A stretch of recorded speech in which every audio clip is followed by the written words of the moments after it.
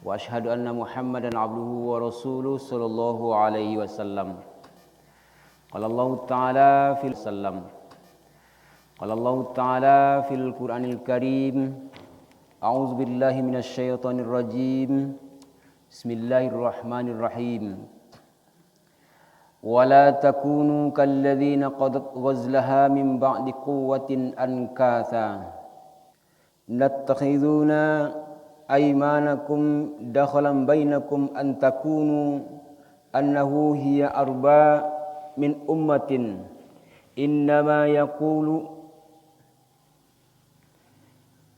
إنما يبلوكم الله به وليبين لكم يوم القيامة ما كنتم فيه تختلفون صدق الله العظيم. Surat An-Nahl ayat 96. Wa qala aidan wal asri innal insana lafi khusrin illa alladhina amanu wa amilus solihat wa tawasaw bil haqq wa tawasaw bis sabr. Shadaqallahul azim. Bapak-bapak, ibu-ibu, kawan-kawan pengurus Masjid Raya Tanjung Bonai yang kita hormati, yang kita muliakan, guru-guru kita, angku-angku, ninak mama, alim ulama, jadi pandai, pemuka masyarakat, ibu-ibu, bundokan duang, umumnya sidang jamaah subuh yang dirahmati Allah Subhanahu wa taala. Pertama sekali mari kita bersyukur kepada Allah Subhanahu wa taala. Alhamdulillah, pagi kini kita masih diizinkan oleh Allah Subhanahu wa taala bisa datang melaksanakan salat subuh berjamaah ke masjid kita ini, menembus kegelapan pagi, meninggalkan tempat tidur kita untuk terus berusaha meraih ridha Allah Subhanahu wa taala dengan berjamaah di masjid ini. Mudah-mudahan kita benar-benar tercatat di sisi Allah Subhanahu wa taala orang-orang yang beriman, dan kita berdoa mudah-mudahan di awal Syawal ini kita benar-benar telah menjadi orang yang bertakwa, dan mudah-mudahan ketakwaan ini dapat kita pertahankan sampai ajal datang menjemput. Amin ya rabbal alamin. Salawat dan salam mari kita hadiahkan untuk Nabi kita Nabi Muhammad sallallahu alaihi wasallam. Allahumma sholli ala Muhammad wa ala ali Muhammad. Bapak Ibu, jadwal kini Pak Zul Irfan beliau dah tiba nak. Maka untuk kembali memulai kegiatan wirid kita, maka mencuba sampaikan persiapan-persiapan kita menghadapi hari-hari kita setelah selesai tarbiyah di bulan suci Ramadan ini. Judul ceramah kita, mari meningkatkan ibadah ke arah yang lebih baik. Di dalam surat An-Nahl ayat 96 Allah ingatkan kita bersama. Ayat yang saya bacakan tadi yang terjemahannya, janganlah kamu seperti seorang perempuan yang mengurai benangnya yang sudah dipintal dengan kuat, kemudian menjadi bercerai-berai kembali. Kamu menjadikan sumpah-sumpah atau perjanjianmu sebagai alat untuk menipu di antaramu. Disebabkan adanya satu golongan yang lebih banyak jumlahnya dari golongan yang lain. Allah hanya menguji kamu dengan hal itu, dengan jumlah yang lebih banyak tadi. Dan pasti pada hari kiamat akan dijelaskannya oleh Allah kepadamu apa yang telah kamu perselisihkan itu. Ayat itu kita ambil yang separuh awalnya. Jangan kamu seperti seorang perempuan yang mengurai benangnya sesudah dipintal dengan kuat. Sebelum akhir Ramadan petang, ambo ceramah ikolo ceramah ambo, cuman ambo perdalam balik, kita urai lebih lanjut. bahwa kita potonglah susah payah berniat dengan seikhlas-ikhlasnya untuk puasa, untuk mentaati Allah Subhanahu wa taala, karena ada perintah Allah, ya ayyuhalladzina amanu kutiba alaikumusiyam, wahai orang yang beriman, wajib bagimu puasa. Dan itu telah kita lakukan. Kita telah berniat, kita telah pelajari apa yang membatalkan puasa kita, dan kita telah berusaha dengan semaksimal puasa kita. Kemudian kalau ada kesalahan-kesalahan, dosa-dosa kita, kita telah ikuti dengan perbuatan-perbuatan baik untuk menutupinya. Dengan harapan di akhir Ramadan kemarin kita benar-benar menjadi orang yang bertakwa. Dan mudah-mudahan pada hari ini kita telah menjadi orang yang bertakwa. Itu adalah kerja keras kita yang telah tercatat. Dan itu akan terukir sampai di mahkamah Rabbul Jalil nanti di hari kiamat. Setelah itu tercatat, ujian yang kemarin masih terus berjalan sampai hari ini. Karena ulama katakan ikhlas itu letaknya di awal, kemudian di tengah, dan setelah itu di akhir. Di awal telah kita ikhlas beribadah. Di tengah-tengah hari ini kita sedang berada di tengah. Apakah puasa yang ikhlas kita lakukan kemarin, sedekah yang ikhlas kita lakukan, tilawatil Quran yang ikhlas, qiyamul lail yang telah ikhlas kita lakukan, akan kita urai kembali, akan kita buka kembali. Kalau kita bangga-banggakan puasa kita, kalau kita sombong-sombongkan sedekah kita, kalau kita sombong-sombongkan qiyamul lail kita, maka kita telah mengurai kembali, telah kita buka benang itu kembali. Biarlah dia telah kokoh, telah kuat kita pintal kemarin, maka biarlah Allah saja yang tahu. Yang lain kalau mau bertanya kepada kita baru dijawab, kalau tidak ditanya tidak usah dijawab. Nah, inilah ujian berat kita pada hari ini. Apalagi nanti di akhir-akhir hayat kita, jangan sampai nanti itu terbuka kembali. Jadi dipintal kuat-kuat di awal, di tengah jangan dibuka, apalagi di akhir menjelang ajal datang menjemput. Nah, inilah PR kita. Itu mungkin rahasianya, Syawal ini adalah bulan peningkatan. Alhamdulillah, setelah Syawal potong kita celiak sudah solat Idul Fitri, lai 1 kali solat atau 2 kali solat yang berkucak apanya jumlah jamaah. Kemudian kinilah normal balik. Itu artinya memang semangat Ramadan potong masih kuat dalam jiwa kita. Nah, kini bulan-bulan Syawal, bulan peningkatan. Nah, mungkinkah kita, kalau kita biar lama-lama, wirid kita kalau biar lama-lama kita diamkan, semangat itu mungkin makin hilang lo balik. Termasuk persiapan puasa kita, puasa 6 hari. Nah, mungkin yang lah bisa menyeting jadwal puasa Syawalnya, mari kita mulai. So, kalau kita biarkan lama-lamanya menurun lo balik. Godaan luar biasa. Godaan kabalai, godaan di jalanan, godaan di televisi, godaan di HP, godaan di makanan, itu luar biasa. Dan tekanan-tekanan orang-orang yang di luar Islam semakin dahsyat kepada kita. Nah, kalau kita tidak bangkit, kita tidak puasa, kita tidak pertahankan sedekah kita tidak pertahankan qiyamul lail kita, berkemungkinan kita akan rontok kembali. Allah sudah sampaikan, lah sering mau sampaikan, mengingat-ingatkan ke diri hamba dan ke kita bersama, setan itu tidak pernah diam. Setan itu tidak pernah istirahat. Setan itu tidak pernah melepaskan targetnya. Dia akan mencari, memegang target, mengikut targetnya terus dan terus. Yang minimal nanti paling kurang dari setan itulah di akhir-akhir hayat pun dapat jadilah. Maka kita kalau tidak hati-hati, kita pasti akan digelincirkan oleh setan. Nah, inilah perlawanan kita. Kalau dari setan yang lama menjadi manusia, lah banyak. Ayat yang kita banyak bacakan surah Al-Baqarah 120 itu, walan tardo angkal yahudu walan nasoro hatta tattabi'a millatahum. Tidak akan pernah senang Yahudi dan Nasrani sampai umat Islam seperti mereka.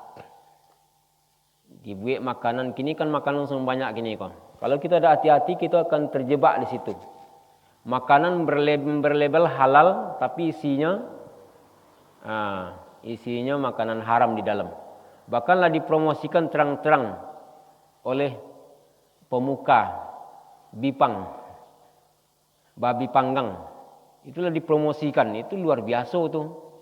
Orang-orang yang tidak tahu diinformasikan sekali, tuh 2 kali. Ada teknik Yahudi itu, Nasrani itu yang perlu kita ingat-ingat Bapak Ibu. Sama jo belajar matematik. Cara Yahudi Nasrani itu menukar jalan kita. 2 kali 2, berapa 2 kali 2 Bok? Ampe. Diikuti kita dulu. 2 kali 2, ampe. 2 kali 2, ampe. Bekonya tukar 2 kali 2, 7, 8. 2 kali 2, ampe. 2 kali 2, ampe. 2 kali 2, 8. 2 kali 2, 8. 2 kali 2, 8. 2 kali 2, ampe. 2 kali 2, ampe. 2 kali 2, 8. Akhirnya yang ampe kau hilang nih. 2 kali 2, 8. 2 kali 2, 8. 2 kali 2, 8. 2 kali 2, 8. Beko lah puluhan kali beko. 2 kali 2 berapa? 8. Betunya menukar jalan awak. Ngikuti awak dulu. Beko nya ganti pelan-pelan. Kini carilah ada jalan-jalan kini nak. Alhamdulillah kalau kini lah mulai berimbang. Ibu-ibu yang pakai pakaian menutup aurat kini lah mulai banyak. Kalau selama kau mau pakai pakaian pendek-pendek model itu kebalik biasanya. Mau dengan jago lolok kebalik biasanya. Dulu kalau keluar ibu-ibu yang wanita tu pakai kodek, pakai lilik, pakai baju kebaya, model itu biasa keluar. Kemudian langsung sekali-sekali pakai baju pendek banyak sekali. Pakai baju kodek, pakai baju lilik, kemudian pakai baju pendek. Kemudian pakai baju pendek, pakai baju pendek, pakai baju pendek. Kini mau dengan menjaga loloknya kebaliklah biasanya. Karena begitunya meluka budaya.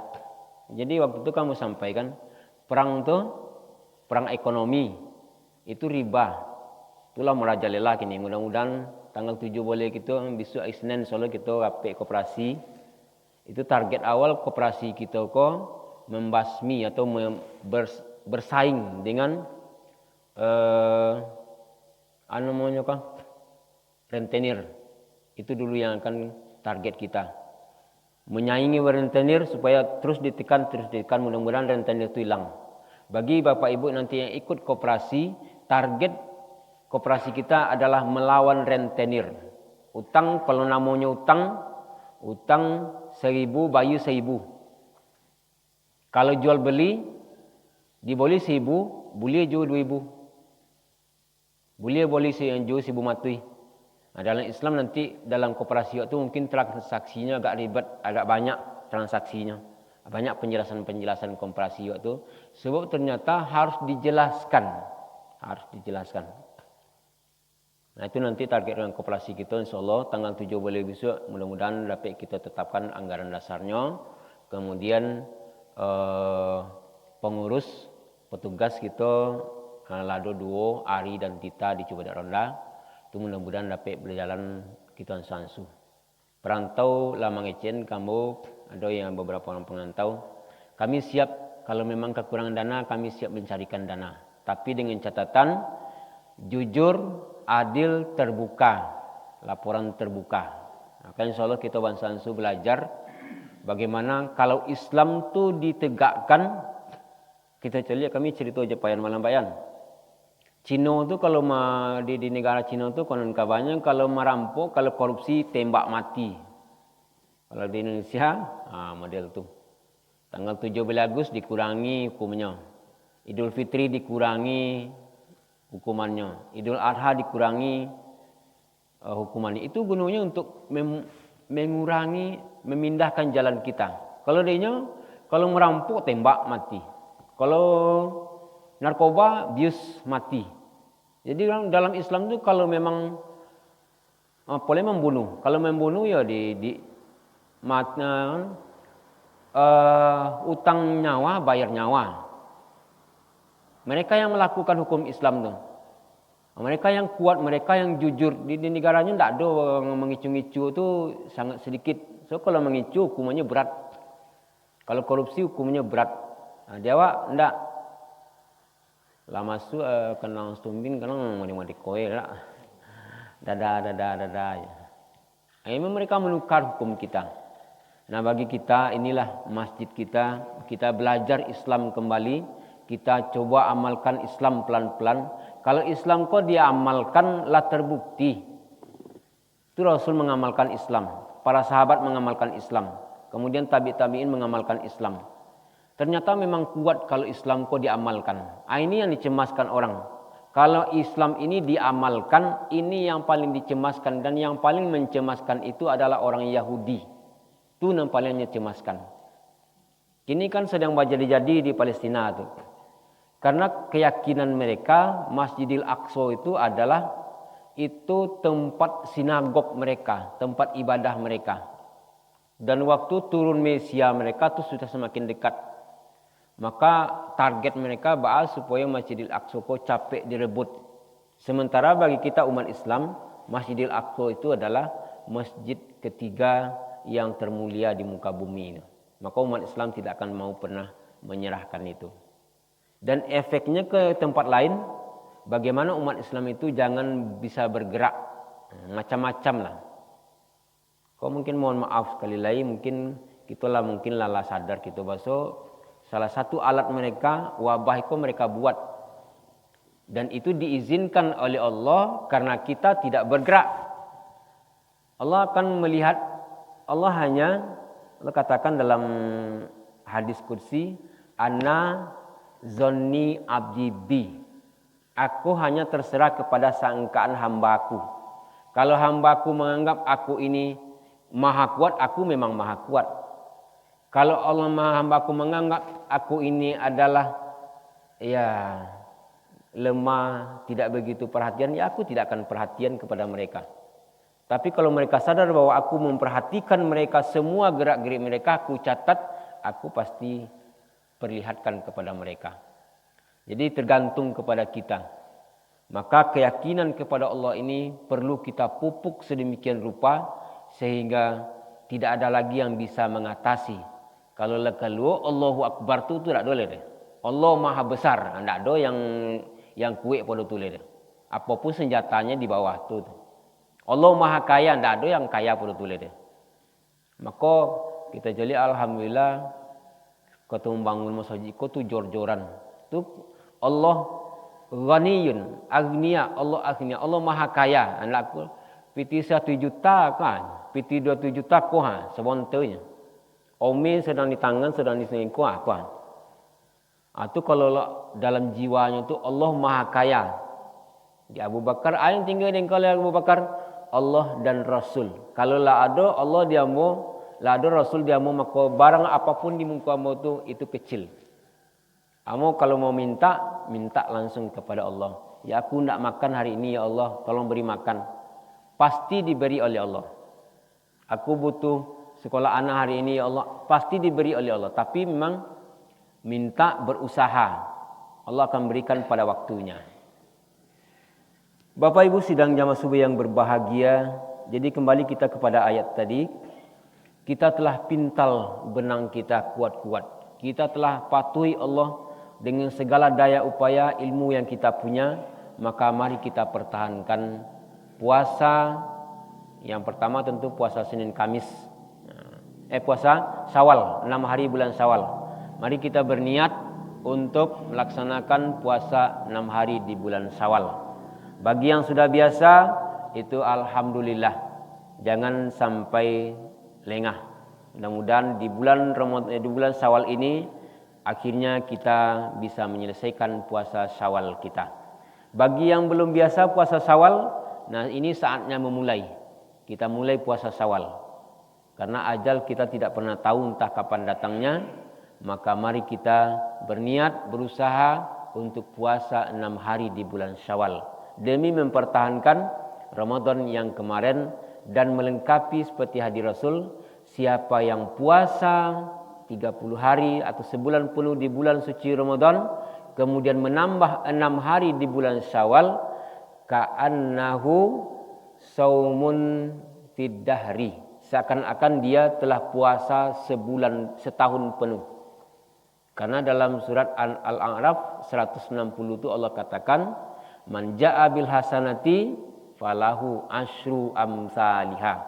Siapa yang memberi 1 di jalan Allah, Allah pasti ganti 10. Pasti ganti. Kalau dalam surah Al-Baqarah 261 itu bisa jadi 700 kali lipat. Tapi minimal 10 kali lipat pasti diganti. Jadi terjemahan puasa tadi mungkin seperti itu oleh Rasul. Puasa 30 hari di bulan Ramadan dikali 10 berarti 300. Tambah 6 hari di bulan Syawal menjadi 60. Jadi menjadi 360, seakan-akan kita berpuasa diberi pahala oleh Allah. 360 hari kita tidak pernah berhenti berpuasa. Begitu caranya Allah menolong kita agar selamat kita nanti ketika pulang di liang lahat, agar selamat nanti di padang mahsyar karena beratnya luar biasa, agar selamat nanti melintas Shiratal Mustaqim itu. Ini jalannya diberi oleh Allah. Kalau jalan ini tidak kita tempuh, ya salah kita sendiri. Nah, inilah mungkin gunanya kita selalu melakukan kegiatan wirid-wirid, kegiatan kajian-kajian di masjid kita untuk terus mengingatkan dan mengingatkan supaya jangan lupa, supaya jangan lalai, supaya hati-hati karena kesempatan sedikit, waktu pendek dan terbatas, ajal kita tidak pernah tahu. Maka inilah mungkin yang menyebabkan mendorong kita untuk terus melakukan kajian-kajian, dan mudah-mudahan ke depan kajian kita ini akan kita beri judul mungkin tema ada yang temanya akidah, ada temanya akhlak, ada ibadah, kemudian sejarah. Ternyata Bapak Ibu, sejarah ini betul-betul penting ternyata. Ketika kita paham, anak-anak kita kini kan banyak tak tahu sejarah. Sejarah ini ternyata memang penting. Kenapa umat Islam dulu kuat? Kenapa Rasul dulu kuat? Sejarah mencatat memang karena Al-Quran itu sedikit-sedikit Al-Quran, sedikit-sedikit hadis. Lalu kini kenapa tidak dapat kita pungkiri? Kita mengatakan adat bahasani syarak, syarak bahasani kitabullah, syarak mengatur adat memakai. Ternyata kenapa banyak yang adat yang memakai, bukan syarak.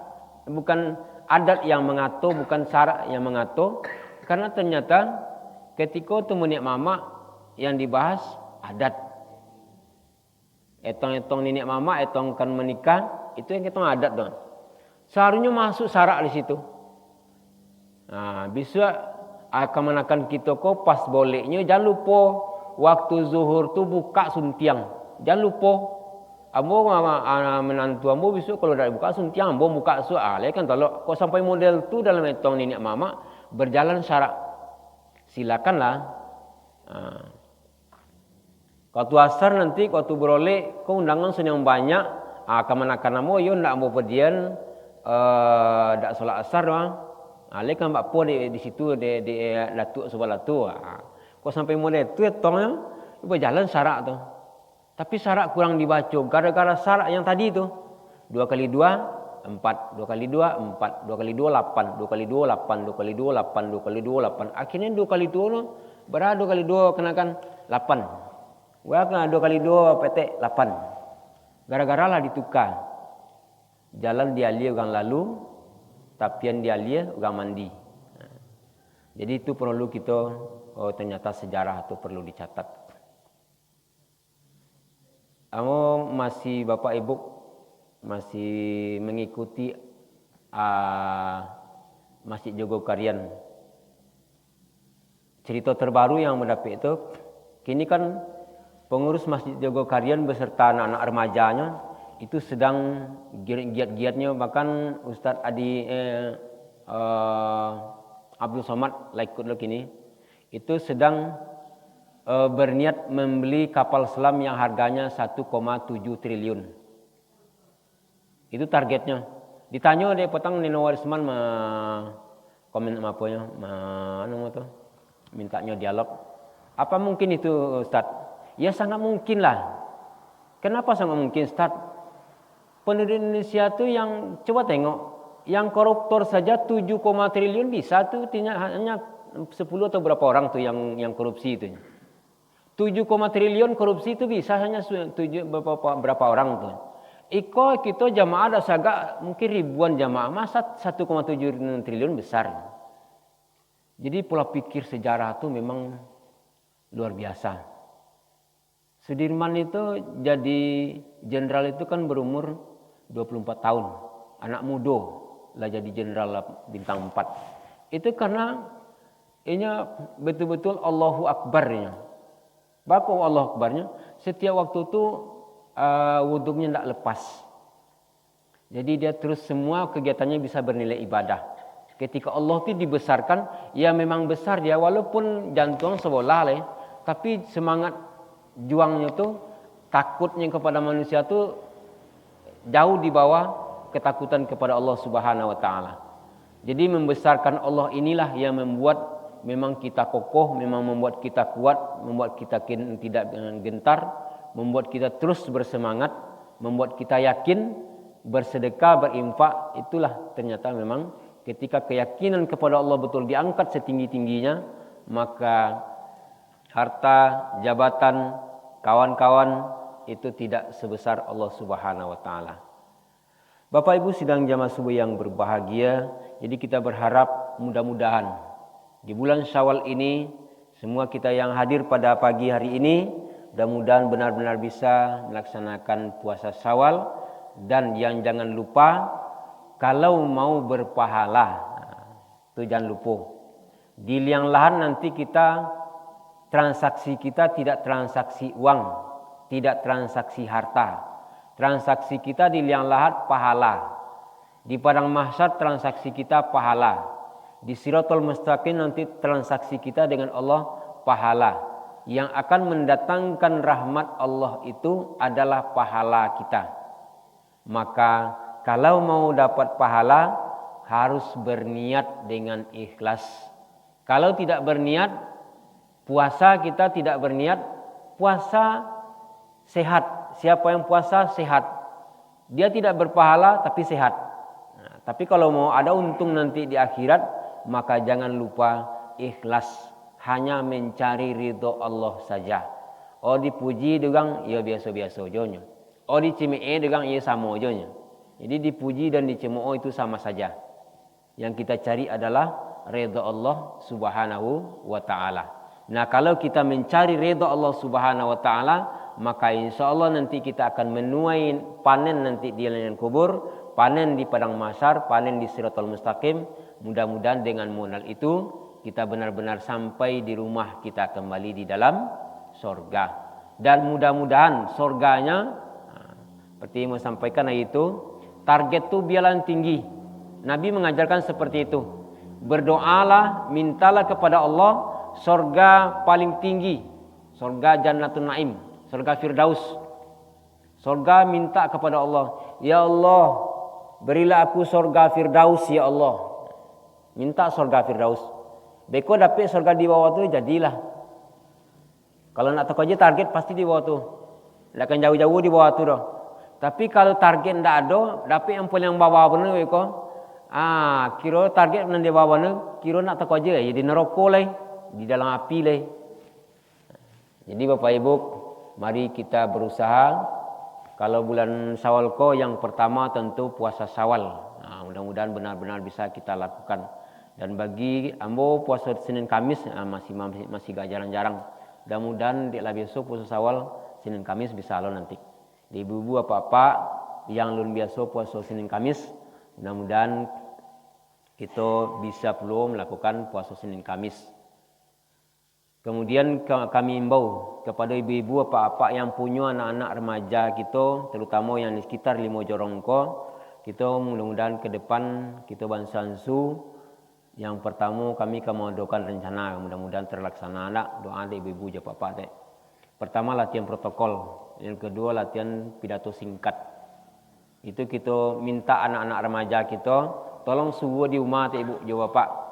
Anak-anak remaja kita yang ada di sekitar Siko, tolong suruh kemari. Kita insyaAllah buat lagi jadwal latihan protokol, kemudian pidato singkat. Nah itu dulu. Nah, jadi mudah-mudahan masjid kita kok betul-betul jadi bengkel hati, bengkel keterampilan dek kita sama-sama. Mari kita manfaatkan dengan semaksimal mungkin. Karena seperti yang saya sampaikan tadi, tekanan-tekanan dari luar itu sudah semakin dahsyat. Kalau kita tidak bangkit, kalau kita tidak bergerak, maka kita pasti dihilangkan. Bapak Ibu sidang jamaah subuh yang berbahagia, terakhir mengingatkan kembali dalam surat Al-Asri itu, kita pasti rugi kecuali pelihara iman yang tadi itu, niat ikhlas mencari ridha Allah Subhanahu wa taala. Kemudian ibadah kita, makanya wirid-wiridku termasuk untuk itu, memperjelas cara ibadah. So ibadah itu tidak sesuai kehendak kita, tapi sesuai kehendak Allah dan Rasul. Di lapangan potangkan nama keceno yogi itu, tapi memang nampaknya karena pengetahuan kita yang masih terbatas mungkin. Saf itu saf di tengah. Bagi ibu-ibu, kalau kami laki-laki kan di dalam hadis disampaikan dari Nabi, yang wanita beratkan ke kiri, kan betul tak, Bu? Kalau yang laki-laki beratkan ke kanan. Maksudnya tuh di tengah-tengah imam kau, kalau jamaahnya seorang, maka di samping imam. Kalau nyala badua, maka satu, kalau laki-laki badua jamaahnya di belakang. Setentang imam cie, kalau laki-laki dan sebelah kanan imam. Kalau ibu-ibu, yang pertama setentang imam, datang seorang lain sebelah kiri, datang seorang lain sebelah kanan, seimbang. Kemudian datang seorang lain sebelah kiri, kalau ibu beratkan ke kiri. Satunya, tidak sesah panjang lo bawa yang ke kiri dah. Kadang-kadang setentang imam cie, tu kau kemari sah doleh. Yang laki-laki lah sebelah siko sadonya. Sementara yang siko tidak besi. Seimbang tu kalau nyolah ompek baru beratkan ke kiri bagi ibu-ibu. Kalau laki-laki beratkan ke kanan, itu maksudnya. Potang tu kan kita cari tu. Entah yang belah kiri itu entah 5 saf kalau tidak salah tu. Yang belah kanan tinggal 3 saf walai. Itu karena mungkin pemahaman yang belum jelas tadi. Secara umum lain pahamnya. Laki-laki itu kan berat ke kanan tak? Yo, betul tu. Tapi tidak terlalu banyak. Ciik tambahnya. Kalau 3, datang seorang lain yang kampeknya belah kanan laki-laki. Kalau yang polusi datang si lain sebelah kiri. Ciik itunya. Jadi tetap di tengah, tetap seimbang. Sampai tari. Kalau lebih ciik baru berat ke kiri bagi ibu-ibu. Kalau lebih ciik baru berat ke kanan bagi laki-laki. Yang potong tu kan sebanyaknya belah kanan boleh itu. Jadi pengetahuan tentang agama kita memang sangat penting terus kita tingkatkan. Termasuk mengatur saf. Kini lurus dan rapatkan saf tu memang satunya kan memang bertamu tu. Merapatkan saf tu masih PR berat kita. Karena kata Nabi, kalau ada renggang 4 jari lah, 4 jari saf kita, maka setan di situ.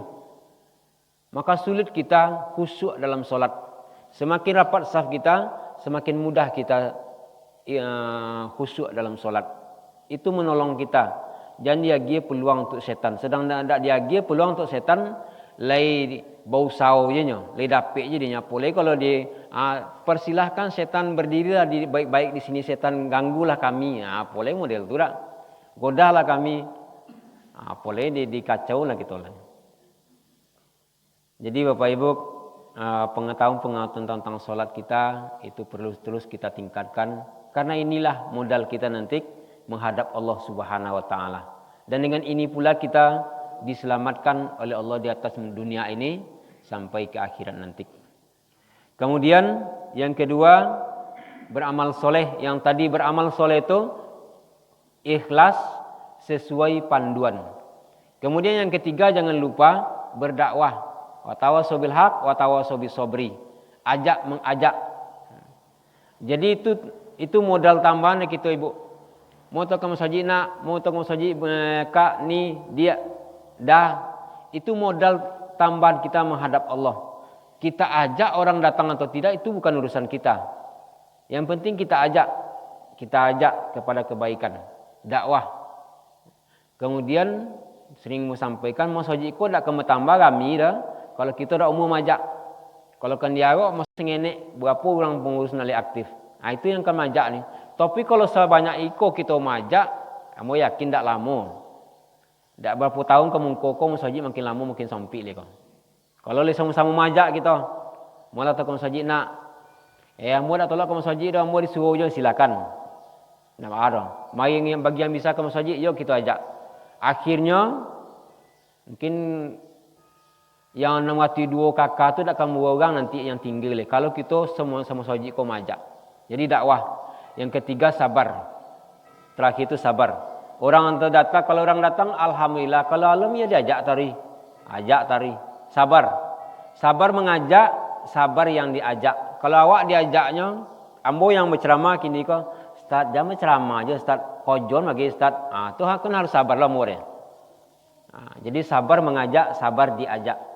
Kalau salah diingatkan orang, sabar, ikuti kalau betul. Kalau enggak ya dipahami. Jadi Bapak Ibu sidang jamaah subuh yang berbahagia, itulah bahasan kita pagi kini, melebar-lebar kian kemari, mudah-mudahan dapat Ibu Bapak ambil hikmahnya. Kita simpulkan yang pertama, yang telah kita usahakan di bulan suci Ramadan kemarin, jangan kita urai kembali dengan tidak ikhlas, dengan kesombongan, ketakaburan dan lain-lain. Yang kedua, di surat Al-Asri kita pasti rugi. Supaya jangan rugi, pelihara iman, amal soleh, ikhlas, kemudian sesuai panduan. Kemudian yang ketiga, mari saling mengajak kepada kebaikan, cegah dari yang mungkar. Yang keempat tu sabar. Kita harus bersabar mengajak, ajak tari. Nyamu tidak, tu urusan beliau dengan Allah Subhanahu Wa Taala. Kemudian kita tidak bisa memasuk, bersabar, lamik-lamik majak. Kalau kita diajak kepada kebaikan, mari kita ikut. Kalau memang belum kita paham, ya kita pelajari dulu. Kalau memang kita tidak sesuai, ya kita bersikap dengan bijak. Karena orang mengajak itu niatnya baik. Kadang-kadang kalau kita diajaknya, jangan timbul kesombongan kita, jangan timbul kepongahan kita. Karena mereka telah berniat baik, mari kita sambut dengan niat yang baik pula. Menyikapi dengan sangat bijaksana. Bapak Ibu sidang jamaah subuh yang berbahagia, itu mungkin bahasan kita pagi kini. Mudah-mudahan ke depan kita akan menjadi lebih baik, menjadi lebih kokoh, menjadi lebih diridhoi oleh Allah Subhanahu Wa Taala. Dan mudah-mudahan kehidupan yang sekali ini benar-benar berkah. Selamat kita di akhir hayat kita, husnul khotimah. Di liang kubur kita mudah-mudahan satu di antara taman sorga nanti. Di padang mahsyar mudah-mudahan kita mendapat perlindungan. Di Siratal Mustaqim kita mudah-mudahan bisa berjalan secepat kilat masuk ke dalam sorga Allah Subhanahu Wa Taala. Amin ya rabbal alamin. Banyak maaf dan terima kasih. Billahi taufiq wal hidayah. Assalamualaikum warahmatullahi wabarakatuh.